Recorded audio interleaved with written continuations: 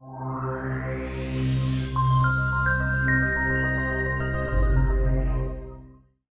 tardes, tengan todos ustedes y sean bienvenidos a las instalaciones que ocupa el Palacio de Justicia de Texcoco.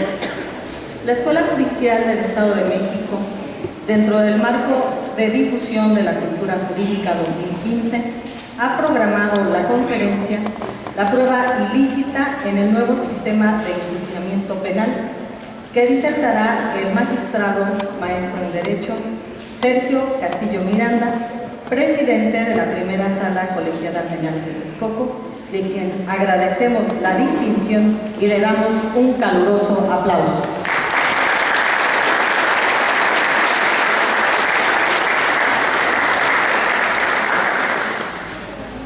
Saludamos la honrosa presencia del magistrado licenciado Alfredo Silfatoni, integrante de la primera sala colegiada penal de Texcoco, quien fungirá en este evento como moderador y a quien también les damos un caluroso aplauso.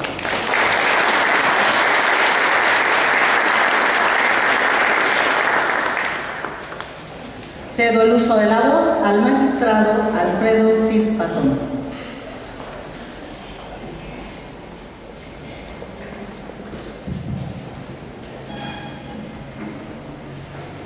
Buenas tardes, tengan todos ustedes bienvenidos a esta su casa, sede del Tribunal Superior de Justicia de la región de Texcoco. En principio, estableceremos algunos aspectos curriculares de nuestro conferencista. Dentro de lo que destacamos, pudimos resumir algunos aspectos, no la totalidad, pero consideramos que todos son importantes, señalaremos solamente algunos de ellos. Él cuenta con la licenciatura en Derecho por la Universidad Iberoamericana en el aspecto académico. También tiene la especialidad en Derecho Procesal por la Universidad Autónoma del Estado de México. Maestría en Derecho, cursada también en la Universidad Autónoma del Estado de México. Doctorado en Derecho Judicial, impartido en la Escuela Judicial del Estado de México y pendiente del trabajo de titulación, es decir, es doctorando. También tiene el curso de formación para juez de control y juicio oral en materia penal, impartido por la Escuela Judicial del Estado de México. De igual manera, cuenta con un diplomado denominado Nuevo Sistema Penal Acusatorio en México, desde la perspectiva constitucional, impartido por la Suprema Corte de Justicia de nuestra nación. En cuanto al aspecto laboral, destacamos lo siguiente: él fue abogado postulante en esta región, contando para ello con el despacho jurídico correspondiente. También fue secretario judicial auxiliar en las salas colegiadas penales de Texcoco y segunda colegiada de Tlalnepantla de nuestra entidad. Fue nombrado juez penal de primera instancia en el Estado de México y adscrito a los distritos judiciales de Chalco, Nezahualcóyotl, Tlalnepantla, Ecatepec y Texcoco de nuestro estado. Fue magistrado de la cuarta sala unitaria penal de Tlalnepantla con residencia en Ecatepec, en nuestra entidad, a partir de julio del año 2000. También magistrado de la tercera sala colegiada penal de Tlalnepantla con residencia en Ecatepec, Estado de México, a partir de julio del año 2003. Actualmente es magistrado presidente de la primera sala colegiada penal de Texcoco, Estado de México. Son parte de los aspectos curriculares de nuestro conferencista y de esta manera, para no hacer más preámbulo en torno a ello, le concedemos el uso de la palabra. Magistrado, tiene usted el uso de la palabra. Gracias. Buenas tardes. Antes que nada, agradecer a nuestro presidente del Tribunal Superior de Justicia por aperturar estos foros donde nos invita a reflexionar sobre algunos tópicos, en este caso del ámbito penal, de tal suerte que a través de la persona encargada que viene de la Escuela Judicial solicito le transmita este agradecimiento al señor presidente. En segundo lugar, también agradezco la presencia de mi compañero de sala y amigo, que de acuerdo a su amplia trayectoria en el desenvolvimiento tanto de la Procuración como de Administración de Justicia, lo justo es que deban invertirse los papeles, es decir, que él esté de este lado y yo lo presente.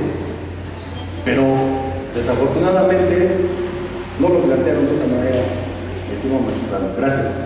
Gracias. Y bueno, para entrar en materia, vamos a hablar algunas cuestiones que precisamente se relacionan con la plática que nos convoca. De entrada, a partir de el título, se desprende la denominación de la prueba ilícita en el nuevo sistema de enjuiciamiento penal. Entonces, aquí surge la primera interrogante.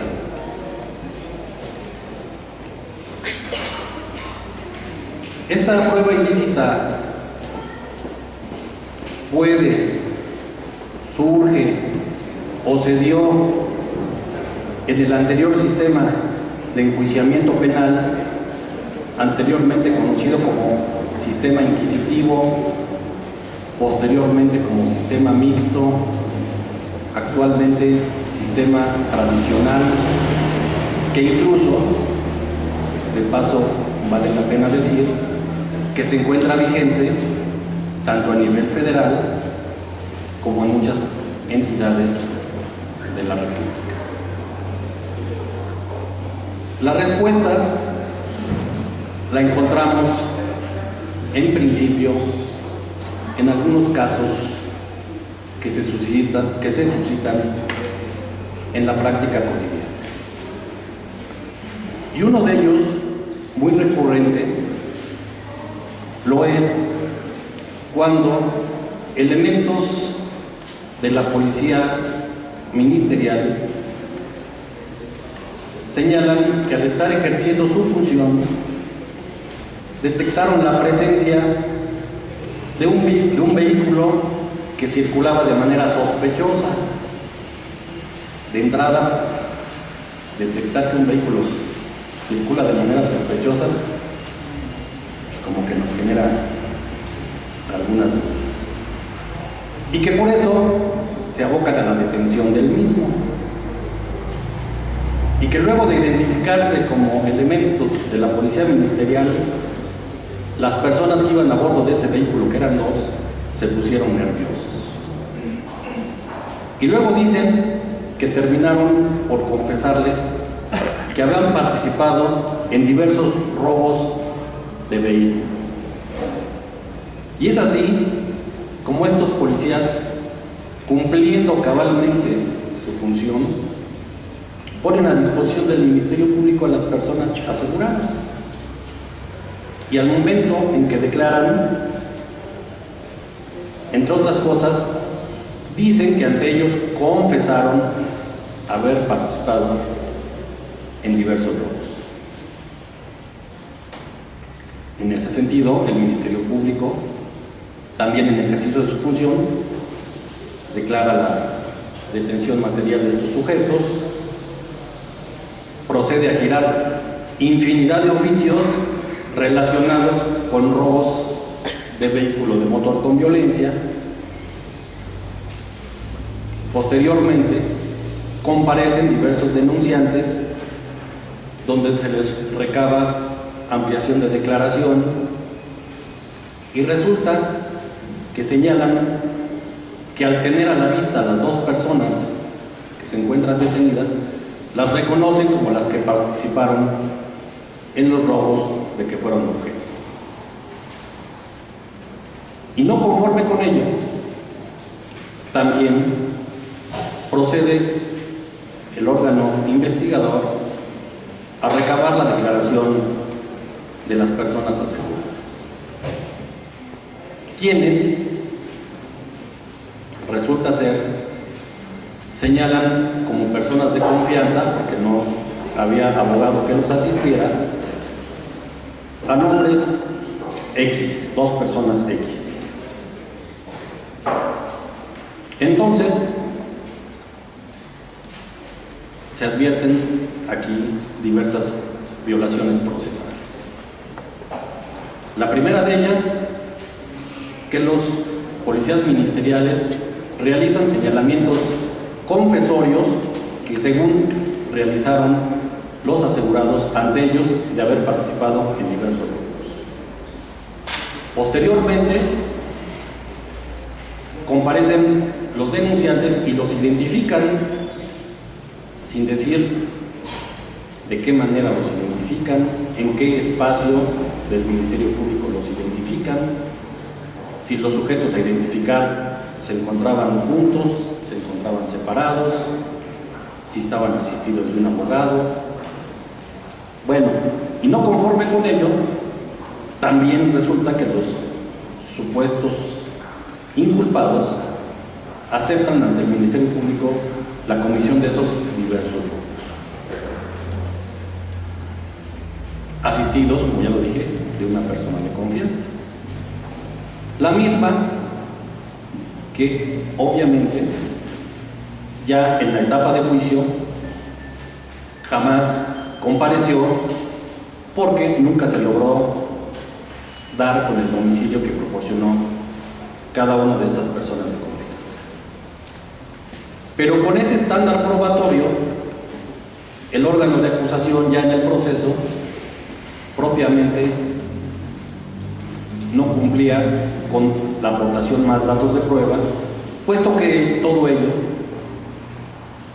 era más que suficiente para que los juzgadores emitieran una sentencia de condena. Lo cual desde luego, trajo como consecuencia inconformidad de los sujetos que eran objeto de este tipo de juicios. Quiere decirles que estos casos, me platica el señor magistrado, ocurren en la región de Toluca. Por acá no, por acá no pasa. Nesa, Ecatepec, Texcoco, Chalco, nada acá. Nuestros policías de esta región son educados, están preparados, finísimas personas. Sin embargo, esta serie de anomalías precisamente fue desgastando a los órganos impartidores de justicia.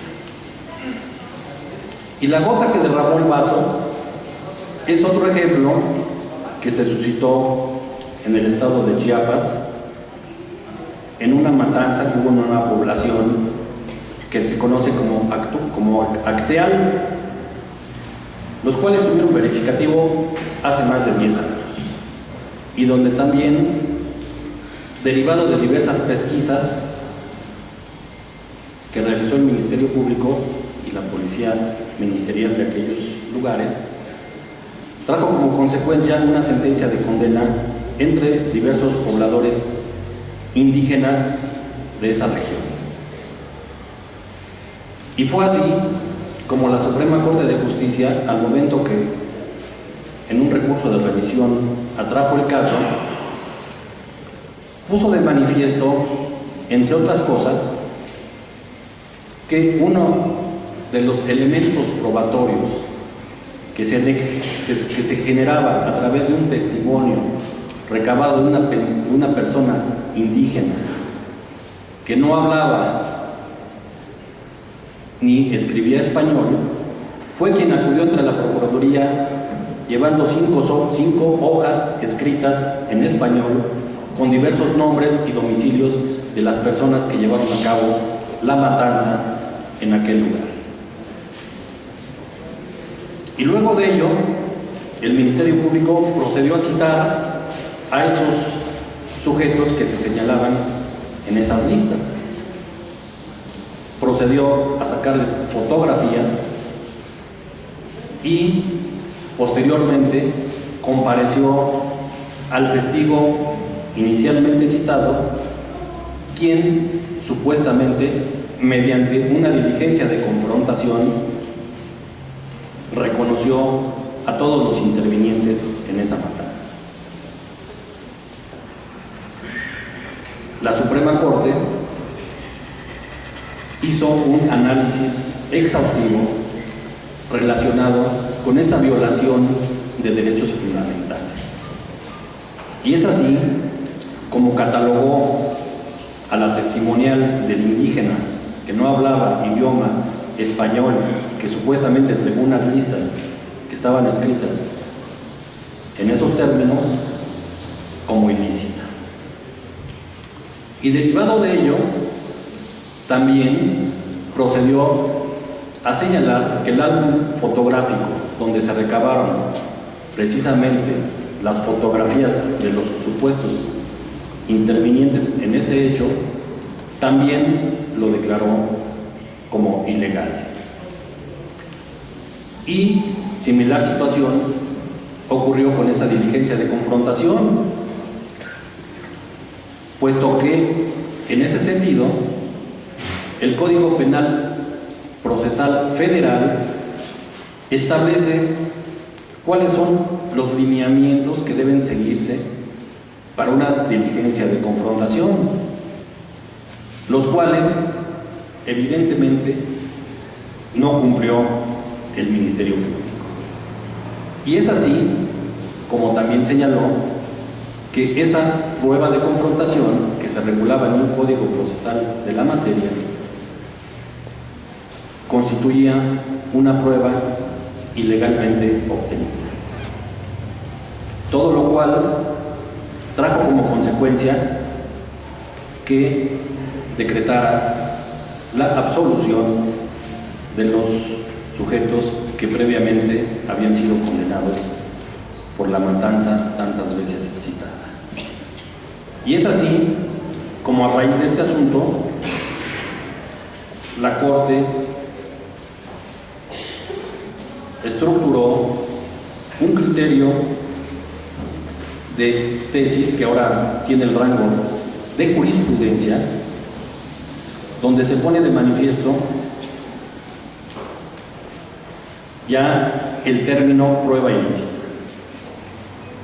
y señala que es el derecho a un debido proceso, en que en el derecho a un debido proceso comprende a no ser juzgado a partir de pruebas obtenidas al margen de las exigencias constitucionales y legales.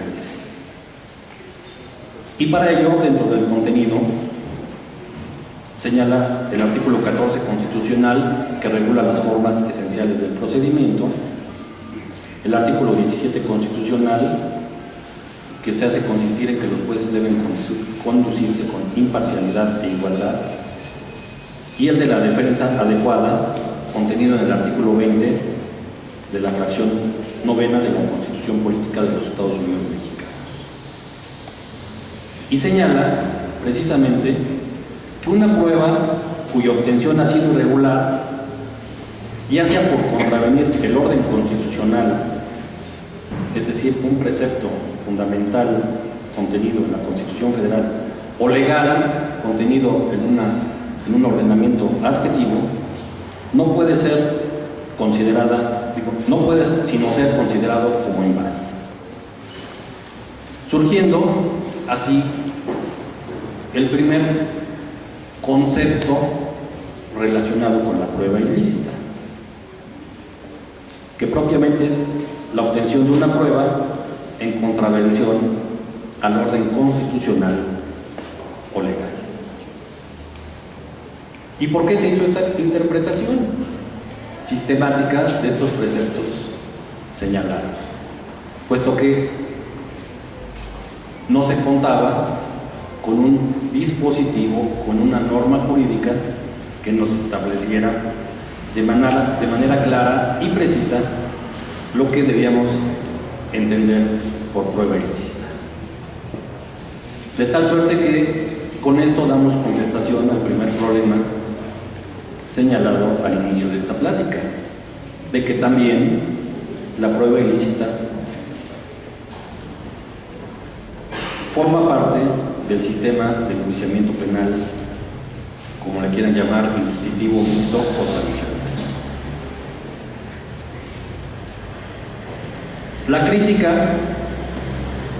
que debe hacerse es que pasaron demasiados años, sucedieron demasiadas violaciones procesales para que los encargados de la impartición de justicia abriéramos los ojos y empezáramos a poner trabas, a poner frenos, a decir ya basta a las irregularidades de las investigaciones del Ministerio. ¿Y por qué les digo esto? Porque este criterio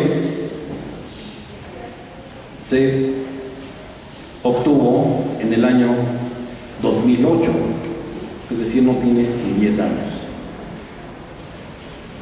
De modo que, antes de todo esto, y dado que la finalidad de aquel sistema penal lo era obtener la verdad histórica a costas de lo que fuere, es como se generaban todas estas violaciones procesales.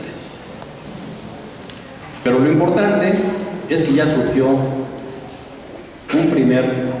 una primera inconformidad, un primer punto de partida, digámoslo así, donde se pretende abordar el tema que nos ocupa.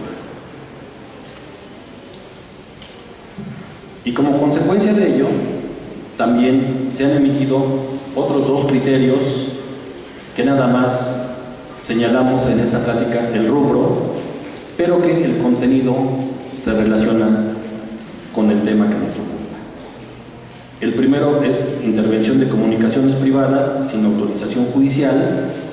Las grabaciones derivadas de un acto de esa naturaleza constituyen pruebas ilícitas que por mandato expreso del artículo 16 constitucional carecen de todo valor probatorio. Y el segundo criterio va íntimamente relacionado con el anterior en cuanto a que la prueba ilícita se encuentra regulada implícitamente en los artículos que se citan. Continuando con esta plática, el siguiente problema o segundo problema que se suscita es la denominación de esta prueba obtenida en contravención a derechos fundamentales o legales. En primer lugar se cita Estados Unidos, que se le conoce como la regla de exclusión y que se representa mediante lo que ellos denominan prueba inconstitucional, ilegal o impropiamente obtenida. Resulta paradójico señalar a los norteamericanos o gringos como primer denominación de esta regla de exclusión, porque cuando asistimos a nuestras unidades académicas universitarias, pues se nos quedó grabado que nuestro ordenamiento jurídico provenía del sistema romano-germánico. Luego entonces, ¿qué tiene que ver el common law o derecho común en este asunto? La respuesta es, tiene que ver mucho, porque precisamente fue en el derecho norteamericano donde surgió, donde se creó, donde hubo esa inconformidad respecto de la constante violación de derechos fundamentales y legales. Y por ello, de manera reiterada, en esta plática haremos alusión a aspectos doctrinales y jurisprudenciales que tienen su origen en el common law norteamericano. En Alemania, a esta vulneración de derechos fundamentales y legales se conoce como la figura de prohibiciones probatorias y se le divide en prohibiciones de producción de la prueba y prohibiciones de valoración de la prueba. En España se refiere a pruebas con violación de derechos y libertades fundamentales, así como prueba prohibida prueba ilícita. En Latinoamérica se utilizan varias denominaciones, como lo son prueba ilegal, prueba ilegítimamente producida y prueba ilícitamente obtenida. Se advierte un común denominador en todas estas denominaciones, en estos países y latitudes de que se habla, que lo es propiamente la infracción o violación de derechos fundamentales o ilegales en la obtención de la prueba. Y todo ello, como se dice al final, deriva precisamente de los marcos normativos de los diferentes sistemas antes aludidos. Pasando a nuestro país, debemos hacer mención como origen de ya regulación de obtención de prueba ilícitamente obtenida en nuestra Constitución Federal, propiamente en el apartado 20, en el artículo 20, apartado A, fracción novena de la Constitución Federal, donde surge la primera regulación sobre el tema en particular. Esta disposición data de la reforma constitucional de 18 de junio de 2008, donde precisamente, derivado de que se había desgastado el anterior sistema de justicia penal, de que el Ministerio Público era una institución obsoleta, de que las policías investigadoras se excedían o extralimitaban en su función y de la constante violación de derechos fundamentales, fue como en esta trascendental reforma antes indicada, se creó un nuevo sistema de enjuiciamiento penal que se denomina adversarial, acusatorio y oral, y en donde ya se regula la obtención de pruebas con violación de derechos fundamentales. Esta denominación también encontró eco en el Código Penal Procesal del Estado de México, toda vez que cuando entró en vigor en diversos distritos judiciales del Estado de México este sistema acusatorio, adversarial y oral, se reguló el artículo 327, donde se señala que el juez inadmitirá las pruebas obtenidas por medios ilícitos. Como podemos ver, tanto de la Constitución Federal como de este precepto de nuestro Código Adjetivo de la materia de la entidad, la regulación es concreta, se presta a muchas ambigüedades, genera muchas dudas en su aplicación, puesto que es evidente que se trata de una nueva figura que no se encontraba, como ya se dijo, debidamente regulada, y que cuando se cambia de un sistema de enjuiciamiento penal a otro, pues debe de ocurrir un periodo de transición en el cual se refleje que se aplica de manera debida y que se aplica de manera indebida para efectos de corregirlo y para efectos de subsanarlo. Tan cierto es esto que a partir de que se ha ido aplicando este nuevo sistema, sobre todo en el Estado de México, ahora se crea el Código Nacional de Procedimientos Penales, que próximamente va a entrar en vigor en el Estado de México, donde se regula el tema de que estamos hablando en su artículo 264, donde se señala que se considera como prueba ilícita cualquier dato o prueba obtenido con violación de derechos fundamentales. Lo que dice será motivo de exclusión o nulidad. Como podemos ver,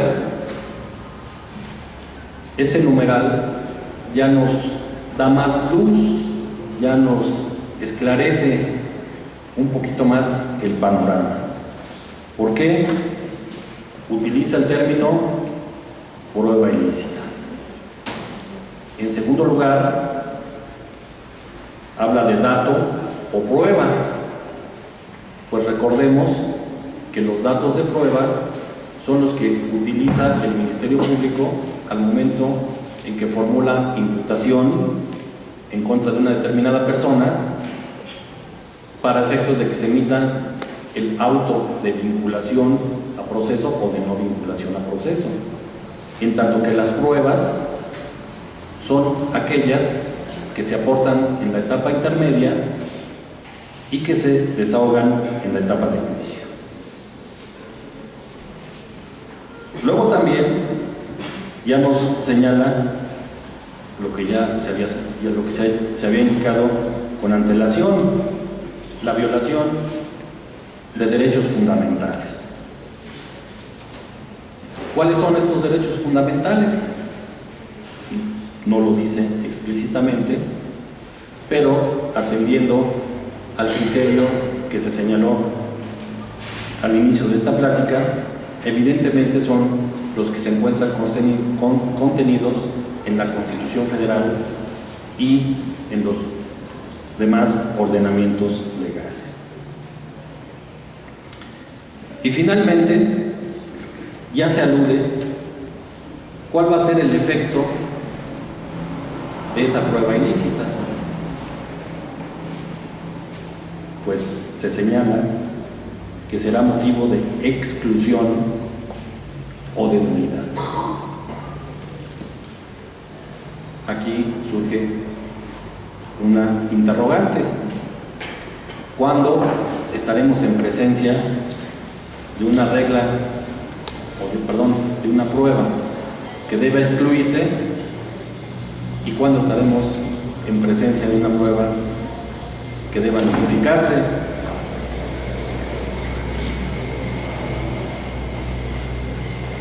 La respuesta no lo sabemos. ¿Por qué? Porque hasta el momento no se ha regulado esa situación, pero dada la jerarquía normativa que impera en los ordenamientos legales, considero, no está regulado, que cuando se viole un derecho contenido en la Constitución, de manera inmediata se procederá a su exclusión. Y cuando se trate de la violación de un derecho en una norma legal, como por ejemplo el código que se encuentre contenido en el Código Procesal de la materia, dará pauta para una nulidad. Ello, con el avance de la aplicación del sistema, deberá ser regulado por algún criterio de orden federal. Continuando con esta exposición, el siguiente punto se hace consistir en la eficacia o ineficacia probatoria de la prueba ilícita. En el sistema inquisitivo mixto o tradicional, como ya se dijo, prevalecía la admisión, validez y eficacia procesal de las pruebas obtenidas ilícitamente, a efecto de la búsqueda de la verdad material. Con lo cual se generó múltiples infracciones a derechos humanos, múltiples condenas de gente inocente y como consecuencia desconfianza de la ciudadanía en las instituciones de la Procuración e impartición de justicia. Todo a costa de obtener esa verdad material o histórica. Y bueno, para no ir tan lejos, tenemos el reciente caso de la gente desaparecida en Ayotzinapa, que el señor procurador, que ya fue destituido por cuestiones políticas, por cuestiones sociales, por lo que quieran, se atrevió a señalar la verdad histórica en un ejercicio de acción penal, cuando es bien sabido que esa verdad histórica es la que se obtiene al momento en que el juez emite una sentencia, ya sea de condena o de absolución. En este asunto apenas estaba ejercitando la acción penal y ya señaló cuál era la verdad histórica, ya lo sentenció. Se habla de que hay confesiones obtenidas mediante tortura, se habla de que hubo alteración de pruebas periciales. Ya organismos internacionales de derechos humanos han analizado diversas situaciones de este acontecimiento y han señalado todas las irregularidades en que ha incurrido la Procuraduría General de la República. ¿Y qué ha pasado? Estamos en espera de respuestas, pero lo cierto es que se sigue presentando el abuso del derecho de investigar por parte de los encargados de la Procuración de Justicia.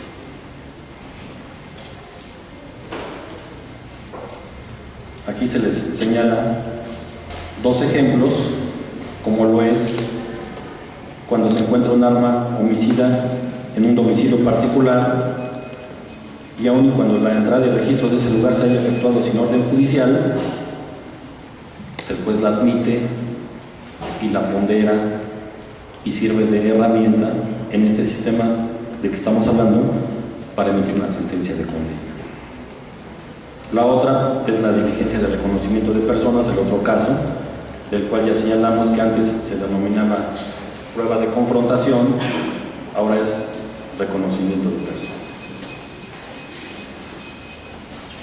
En este nuevo sistema de enjuiciamiento penal, donde lo que se persigue es la inadmisión o nulidad de la prueba ilícitamente obtenida, se presentan tres fundamentos para su aplicación, que como ya se los había anunciado, tiene su origen en una jurisprudencia que emana del sistema de justicia norteamericano y que allá se les conoce o se les aplica a determinados casos. En este asunto en particular se le denomina Boyd contra United States y que también tiene relación con la cuarta enmienda de la Constitución Federal, en donde se habla de la protección contra detenciones, registros e incautaciones irracionales. Y precisamente estos tres factores, estos tres fundamentos del por qué en aquel país se creó lo que ellos denominan exclusión de la prueba o regla de exclusión. El primero es la disuasión o desalentar a los agentes estatales encargados de la persecución penal de violar los derechos fundamentales de las personas. Aspecto que, como vemos, pues también tiene que ver con nuestro orden social, derivado de que bastaría realizar una encuesta para saber cuántos delitos de cohecho, de ultrajes, de portación de arma, de narcomenudeo fueron creados, fueron estructurados por elementos policíacos con la complicidad del Ministerio Público, cuando en la realidad no sucedió el hecho por el cual se asegura a esas personas. ¿Y por qué se dice disuasión? ¿Por qué se excluye estas pruebas? Con el propósito, la finalidad de desalentar a los elementos policíacos de llevar a cabo este tipo de malas prácticas que ya cansaron a la sociedad, ya desgastaron el sistema, ya generaron desconfianza en las instituciones y que desde luego, por ello, existe inconformidad del conglomerado social, puesto que sabemos que sí hay delincuencia, que hay gente que merece que se le aplique el peso de la ley, pero también sabemos que hay gente que no la debe, o que bien, para sujetarla a un determinado procedimiento, se vale de este tipo de prácticas anómalas, injustas, extralimitadas en la función de los policías y que tiende a violar derechos fundamentales. Lo que trae como consecuencia que a raíz de que se creó este nuevo sistema, se pretenda desalentar, como ya lo dije, este tipo de prácticas. La segunda cuestión por la que se creó esta jurisprudencia en los Estados Unidos es evitar que los tribunales se conviertan en cómplices de la violación de derechos fundamentales, recibiendo la evidencia obtenida ilícitamente. Es decir, que se tenía la percepción de que los tribunales que emitían sentencias condenatorias solapaban la actuación de los policías y de los ministerios públicos por permitir este tipo de investigaciones que dañaban los derechos de los sujetos procesales. ¿Cuál va a ser el costo de asumir o no permitir ese tipo de recepciones de pruebas irregulares? Que se va a generar impunidad. Pero yo creo que se justifica más el que un agente inocente esté afuera a que esté compurgando una pena cuando no realizó una conducta delictiva. El siguiente punto respecto de esta jurisprudencia es impedir que el Estado se beneficie de sus propios actos ilícitos, con la consecuente erosión de la confianza ciudadana en las instituciones sociales. Es decir, que lo que persigue el legislador con la prueba ilícita es dar vigencia al Estado de Derecho, que la ciudadanía recupere la confianza en las instituciones de procuración y administración de justicia, lo cual, seamos realistas, va a ser un poco complicado. Uno de los pilares o ejes rectores mediante los cuales se creó el sistema acusatorio, adversarial y oral, lo era que el Ministerio Público había quedado rebasado, dado que no se encontraba actualizado jurídicamente, imperaba la corrupción y la violación de derechos fundamentales. La reforma constitucional data de junio de 2008. Ya pasaron 7 años y seguimos con la misma procuración de justicia. Se hablaba en esa iniciativa de crear policías investigadores, incluso hasta se les catalogó como científicos. Pues ojalá no nos encontremos por aquí afuera, porque quién sabe qué puede pasar. De tal suerte que el Estado mexicano ha soslayado cumplir con esos estándares que se exigían al crear este nuevo sistema de enjuiciamiento penal.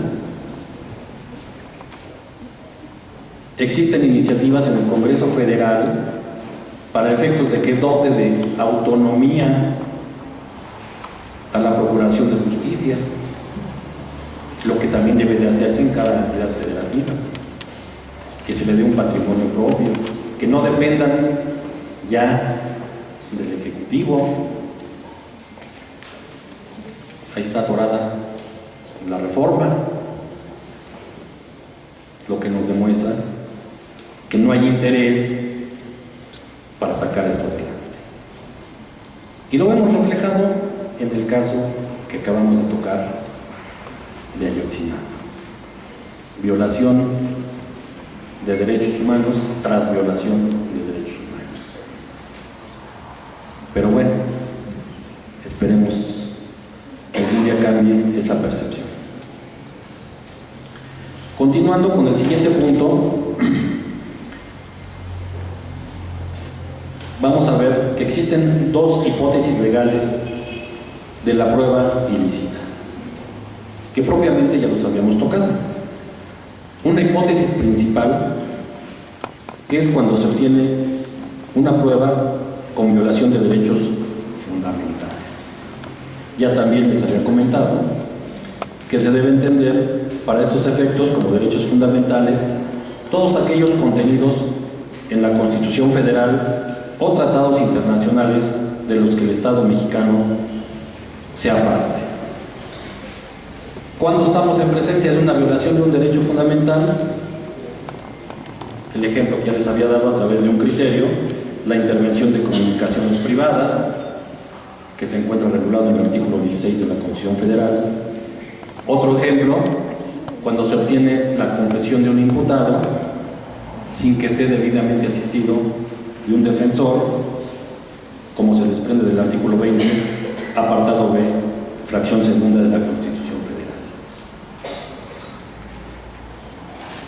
También existe una eficacia o ineficacia, una hipótesis legal de prueba ilícita que denominamos secundaria, es decir, que no deriva de un precepto constitucional o de un tratado internacional, sino que es aquella prueba obtenida con infracción de exigencias procesales o legales previstas en el Código Procesal de la materia. Aquí tenemos diversos artículos del Código Procesal Penal del Estado de México que nos pueden ejemplificar cuando estamos en presencia de una prueba que se obtiene en contravención a un código procesal. El ejemplo que ya les había citado del reconocimiento de persona, que antes se denominaba diligencia de confrontación. En este numeral y siguientes, el legislador mexiquense señaló la manera, los puntos a seguir, el camino que debe llevar a cabo el Ministerio Público para llevar a cabo el reconocimiento de una persona. Y derivado de mala praxis, derivado de, pues no podemos decir desconocimiento, de aferrarse a facilitar el trabajo de los órganos investigadores, a pesar de que se tiene ese camino trazado en el propio código, no se cumple con esta exigencia normativa. ¿Qué trae aparejado esta situación? Pues en que esa prueba se convierta en ilegal. Otro ejemplo lo encontramos en el artículo 224 bis, que exige que cuando se trate de denuncia de menores, entre otros supuestos, el Ministerio Público debe videograbar la entrevista de la persona afectada. Es claro ese precepto legal en señalar, deberá videograbar. Llegan ante un juzgado de control solicitando un orden de aprehensión. Vengo a solicitar orden de aprehensión por el delito de violación en agravio de una menor. Incorporo como dato de prueba la entrevista de la menor, quien dijo esto. ¿Y la videograbación? ¿Por qué no la videograbaron?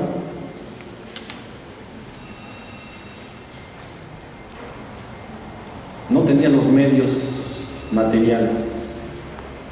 Creo que en un teléfono celular. Tu hija, ¿verdad? Me decías que tiene videocámara, su hija tiene 2 años. Imagínense, un Ministerio Público no puede utilizar un teléfono celular para videograbar una entrevista.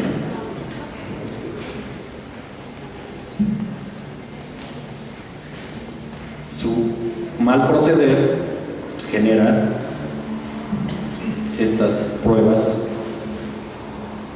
o datos de prueba ilegalmente obtenidos. También, en este caso, señalo el artículo 267, donde faculta al Ministerio Público para que lleve a cabo sus investigaciones y se auxilie de peritos sobre la materia que se trate de determinar. Hace poco nos tocó un asunto de un homicidio donde se señalaba a 9 sujetos, cuando menos como partícipes, se daban los nombres de estos sujetos. Este hecho ocurrió en Nezahualcóyotl. Resulta que la policía le informa al Ministerio Público. Tenemos a los 9 detenidos que participaron en el homicidio con las medias filiaciones que señaló un supuesto testigo. ¿Qué hace el Ministerio Público? Acude a Tlalnepantla, dice que tener a la vista a los 9 sujetos y que esos coinciden con las medias filiaciones que les habían proporcionado.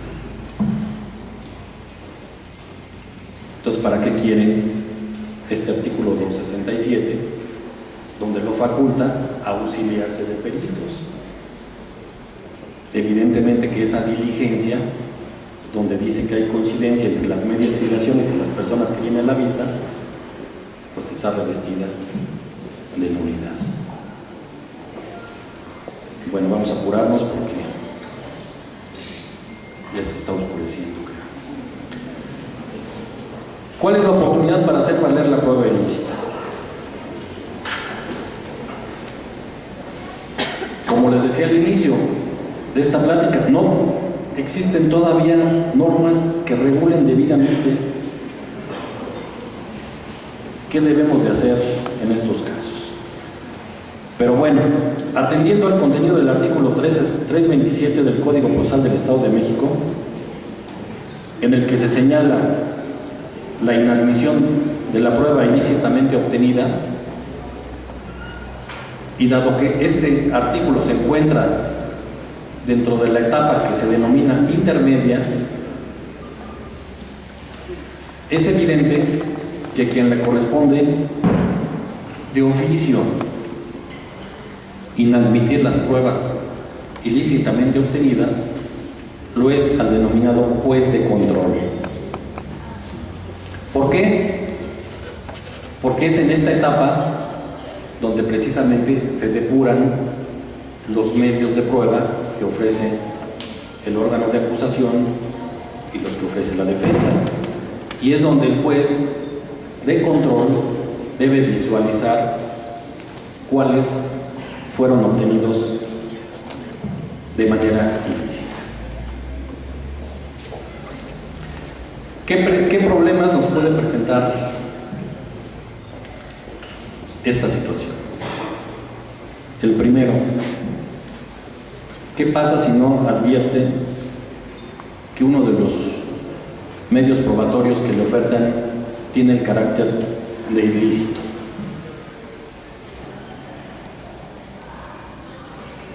¿Por qué? Porque la función del juez de control cesa al momento que emite su auto de apertura a juicio oral. De modo que será un juez o tribunal de juicio oral quien desahogará esos medios de prueba que aceptó el juez de origen. Otra cuestión, este juez o tribunal de juicio oral podrá inadmitir o desechar esa prueba que admitió el juez de control, o bien debe negarse ese juez o tribunal oral a valorar la prueba que el juez de control declaró admisible.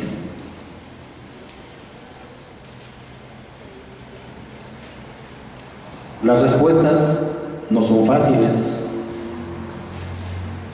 y todo ello parte de que el auto de apertura a juicio oral, que se regula en el Código Procesal de nuestro Estado de México, es irrecurrible, es decir, que no puede ser impugnado por las partes. Por eso pueden presentarse estos problemas. De alguna manera, el Código Nacional de Procedimientos Penales regula esta situación, puesto que también en su artículo 346, fracciones segunda y tercera, señala que será un juez de control quien ordenará la exclusión de medios probatorios por haberse obtenido por violación a derechos fundamentales. Es decir, que existe la misma dinámica en cuanto a que será un juez diferente al de juicio, en este caso el de control, quien admitirá o inadmitirá estas pruebas. La diferencia con el Código del Estado de México es que esta inadmisión de pruebas o admisión de pruebas sí es recurrible. Por tanto, habrá la posibilidad de sanear o de convalidar la prueba ilícitamente obtenida. Incluso, este Código Nacional de Procedimientos Penales, en el artículo 357,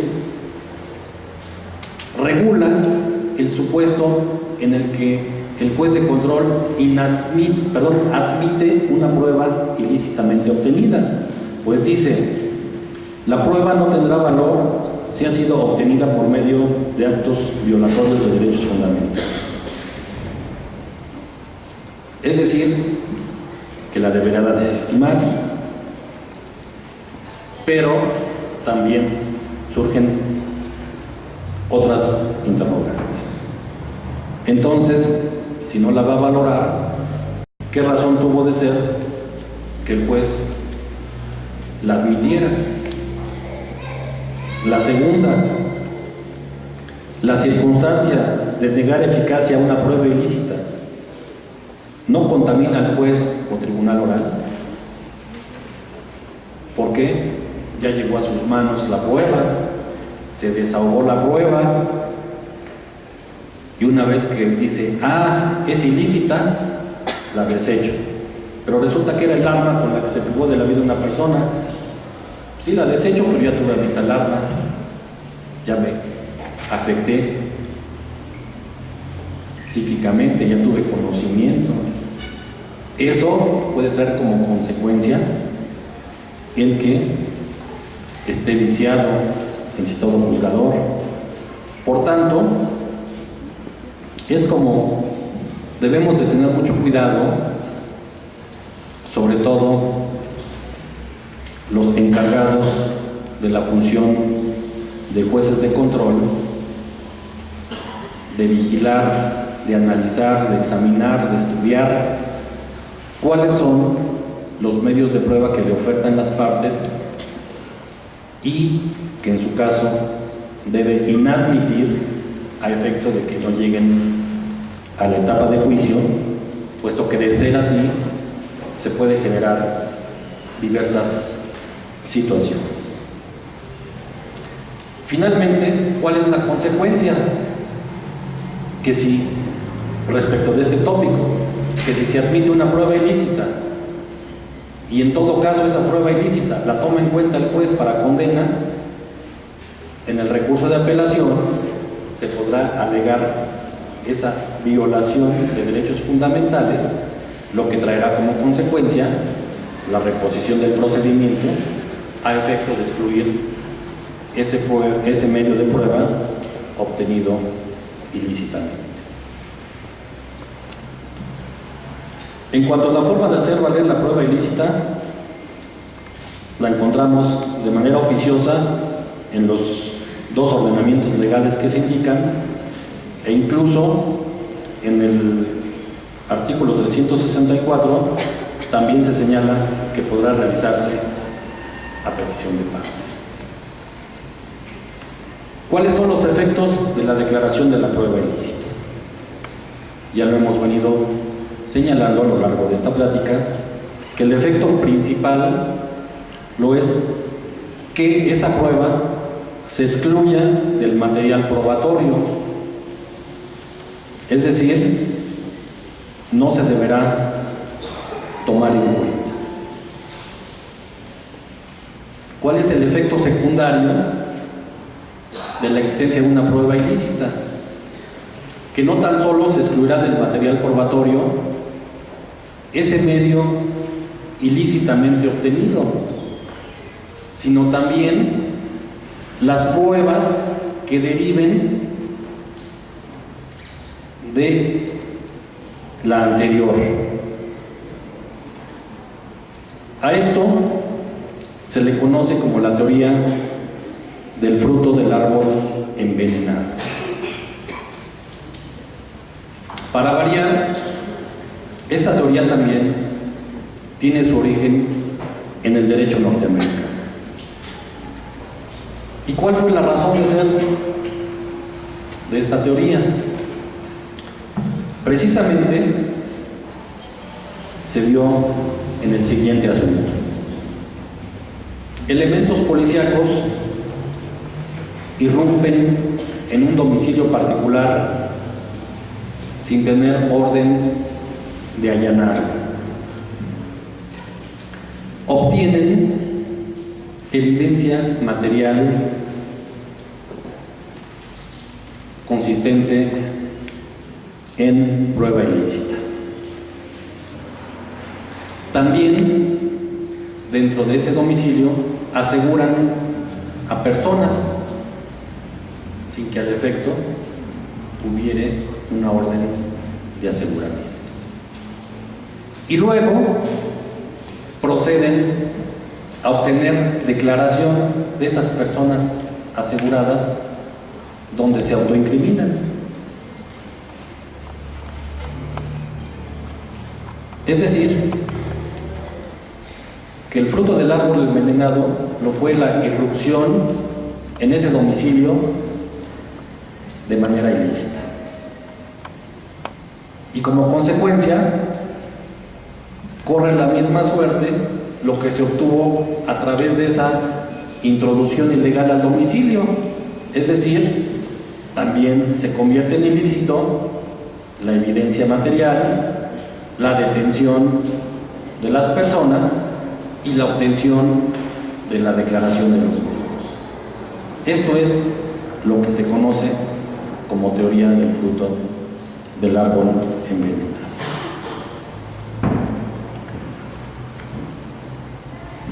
Esto, en cuanto al efecto principal y efecto secundario, es decir, a la exclusión de la prueba ilícita y de las pruebas derivadas de la misma, ya fue materia también de una ejecutoria que se denomina prueba ilícita. Las pruebas obtenidas directa o indirectamente violando derechos fundamentales no surten efecto legal alguno.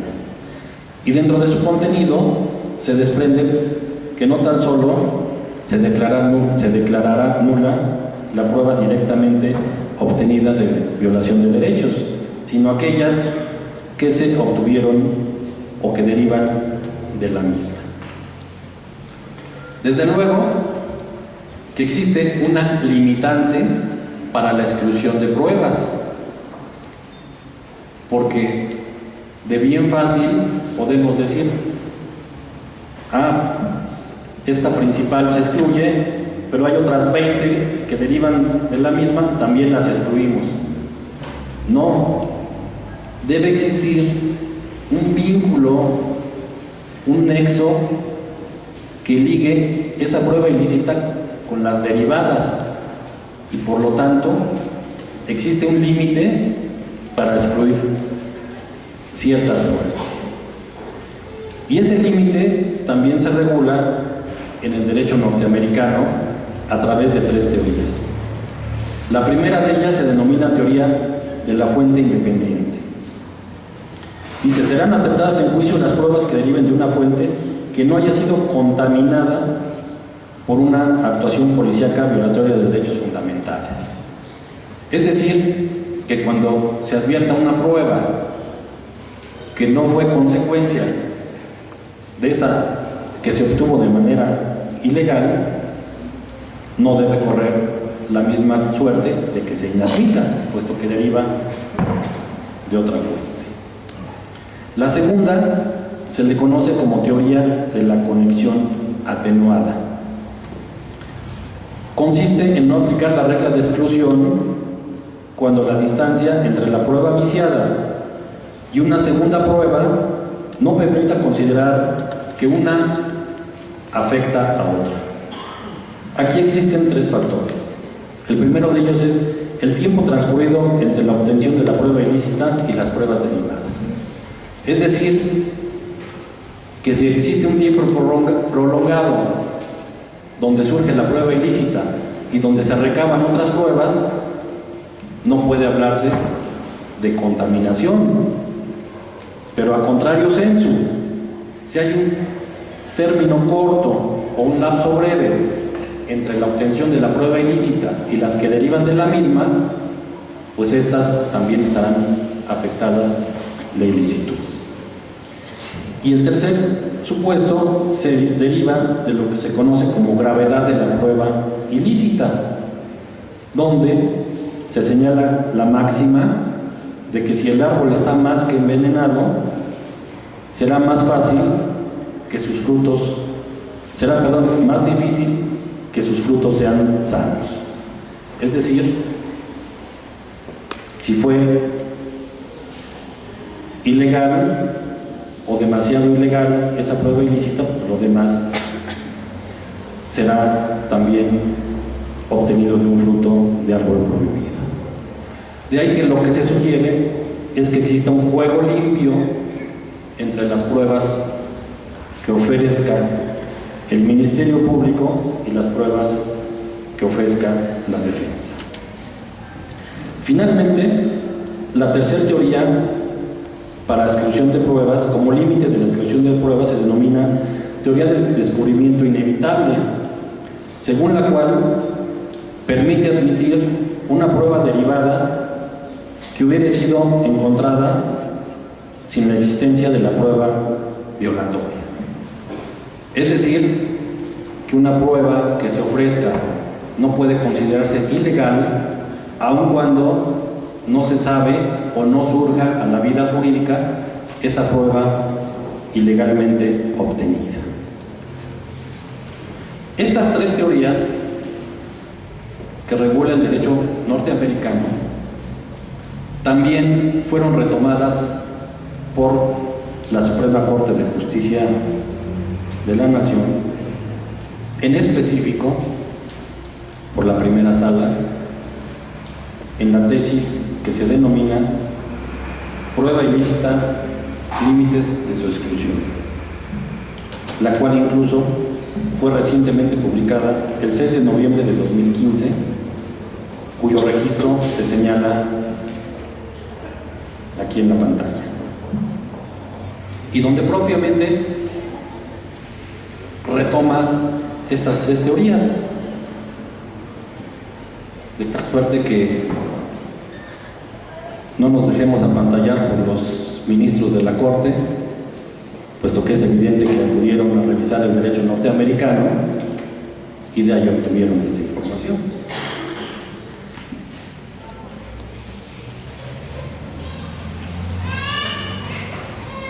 A manera de conclusión, debe ponerse énfasis en que todos los que intervenimos en el drama procesal como operadores jurídicos, ya sea abogados postulantes, defensores públicos, ministerios públicos, policías, peritos e impartidores de justicia, debemos de poner nuestro granito de arena para que esto vaya mejorando día a día, con el propósito de que se cambie la percepción de la sociedad y de esa manera recobrar la confianza en las instituciones de procuración y de administración de justicia. Y dado que en el artículo 2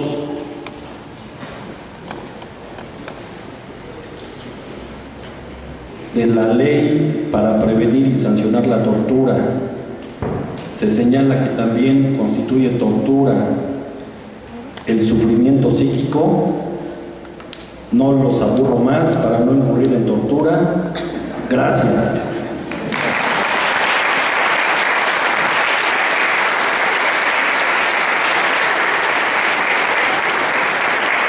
Bien, vamos a abrir una breve sesión de preguntas, por lo cual solicitamos a las personas que tengan alguna pregunta, levanten su mano y den su nombre antes de continuar la mesa.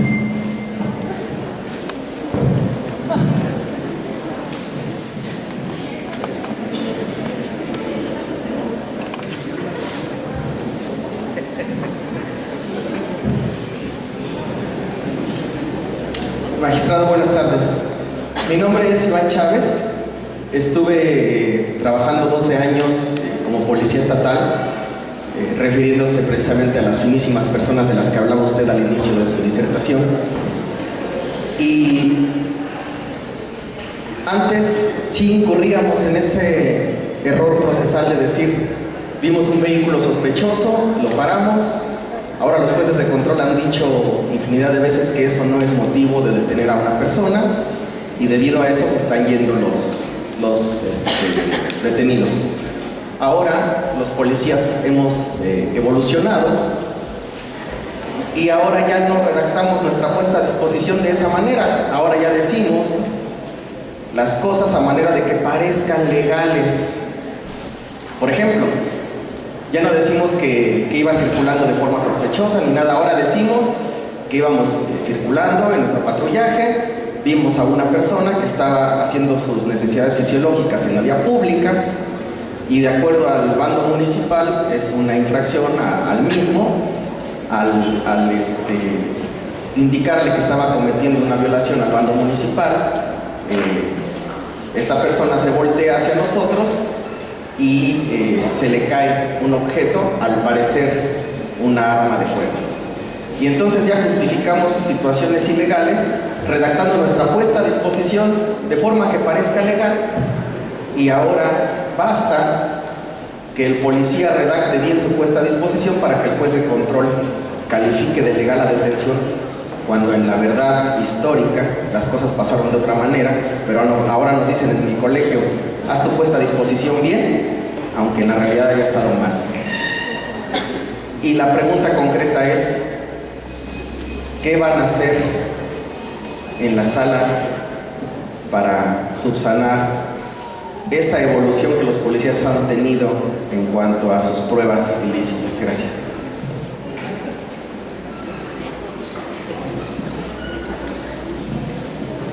Bueno, para empezar debe señalarse que esas puestas a disposición no se le hacen llegar al juez de control. Debemos recordar que los datos o puestas a disposición se le incorporan mediante lectura, de modo que ni el juez ni nosotros como Tribunal de Alzada conocemos el contenido de esas puestas. Pero la respuesta de alguna manera ya la dije, que cada uno de nosotros debemos de cumplir a cabalidad con la función inherente a nuestro cargo, a efecto de recuperar esa confianza de la sociedad, simple y sencillamente con que cumplan con su función. Ustedes tienen función de prevención del delito.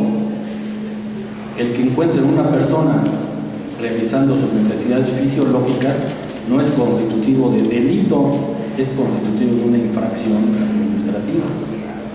Entonces, si cumplen con su función de prevención cuando estén visualizando la comisión de un delito por parte de una persona o que es perseguida ininterrumpidamente una vez que lo cometió, es cuando podrán actuar. A menos que tengan una orden del Ministerio Público de presentación o un orden judicial de aprehensión.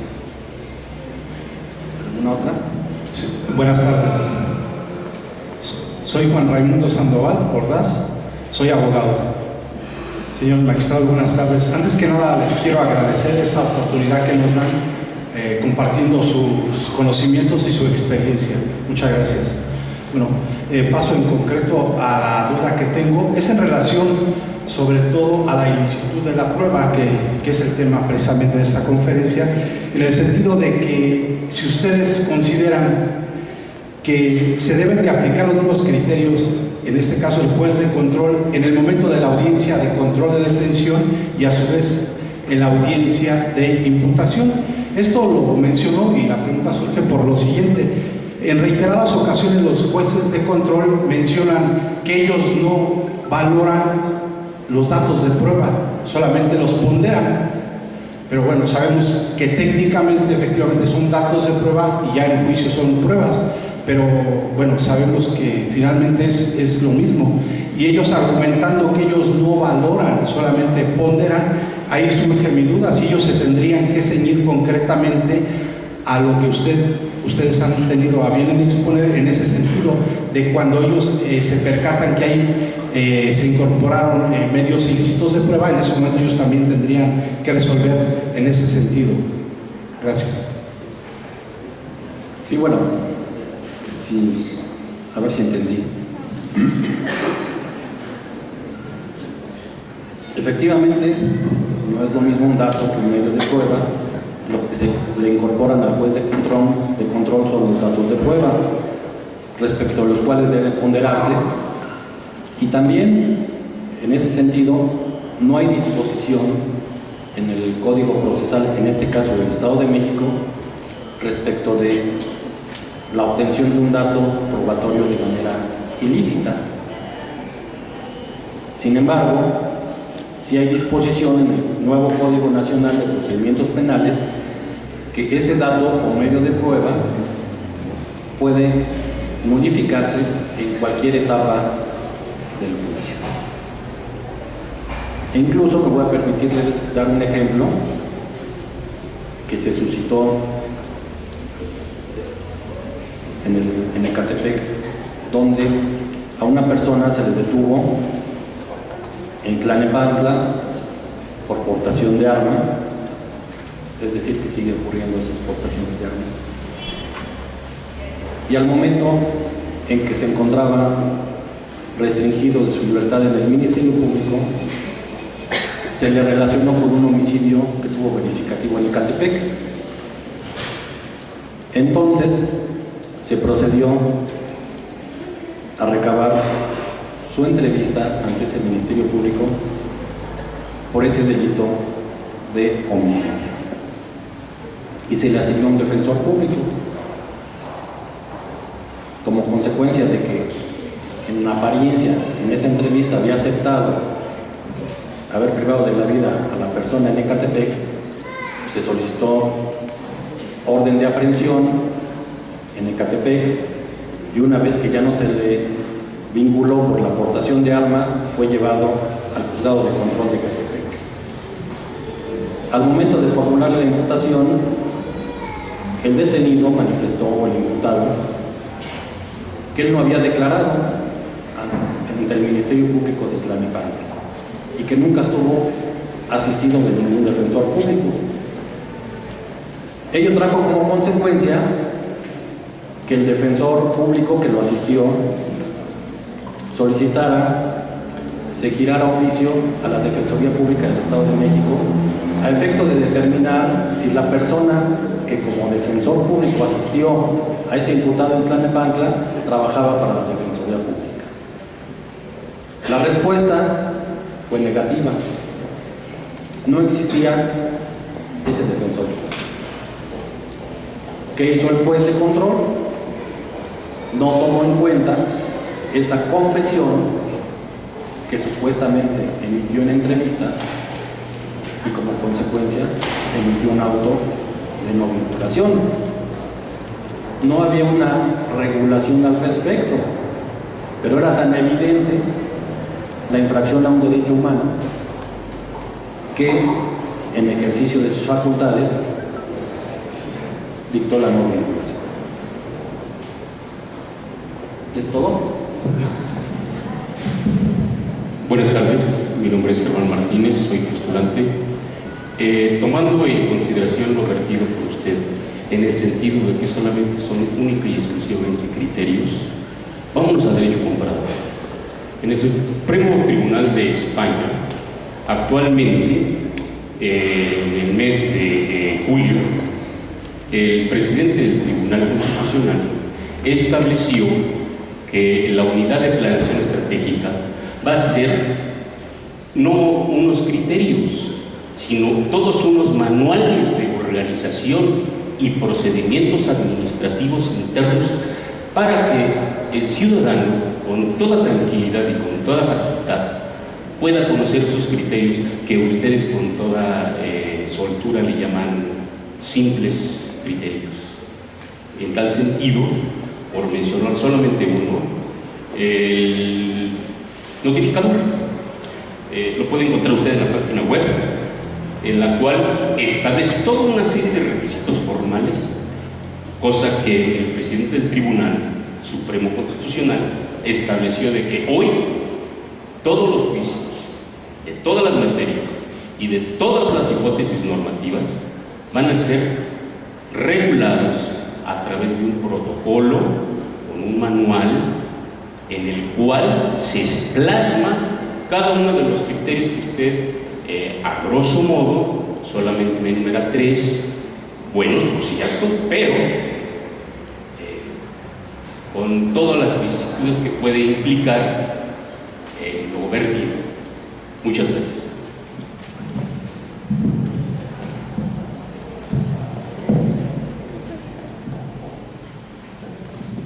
La última.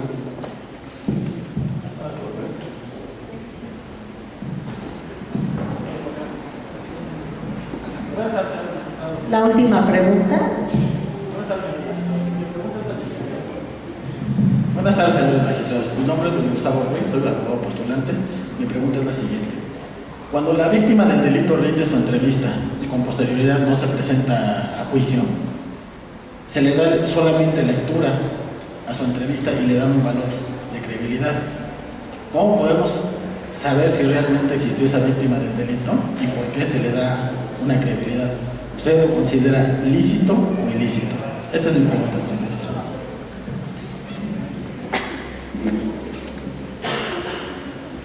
Lo cierto es que lo que usted está señalando está debidamente regulado en el Código Procesal y además en la Constitución Federal, en cuanto a que toda prueba debe desahogarse en la etapa de juicio en presencia del juez, del órgano de defensa, del órgano de acusación, de la víctima y del imputado. Entonces, no está permitido, excepto en los casos de prueba anticipada, la incorporación de las entrevistas a las que usted alude. Por tanto, no es dable que se tome en consideración ese tipo de entrevistas que se quieran incorporar a través de lectura, salvo las excepciones de prueba anticipada.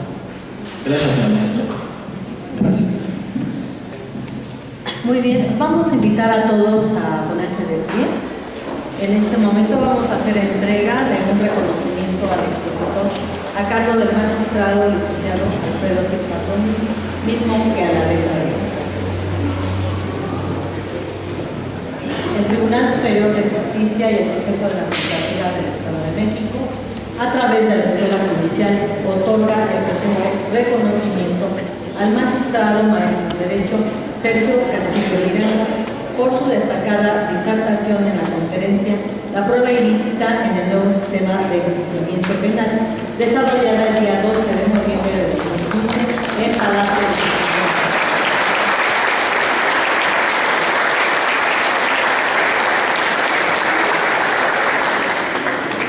Bien, con el mismo texto hacemos la entrega de un reconocimiento al moderador por su brillante participación.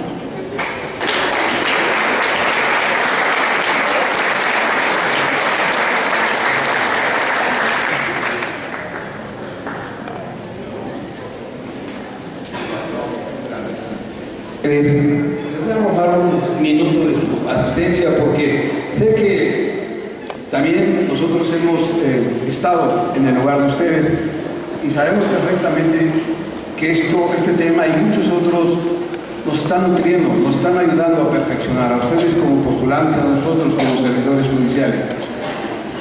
Hay muchas preguntas, hay muchas interrogantes, las tenemos, las reflexionamos, las analizamos, pero a veces no las decimos. Estos foros nos sirven para eso precisamente. No es lo que nosotros digamos, sino lo que consensemos todos. Aquí los que aprenden somos nosotros de ustedes, de sus preguntas, de sus inquietudes, de muchas cosas que a veces nos reservamos y no decimos, no las guardamos.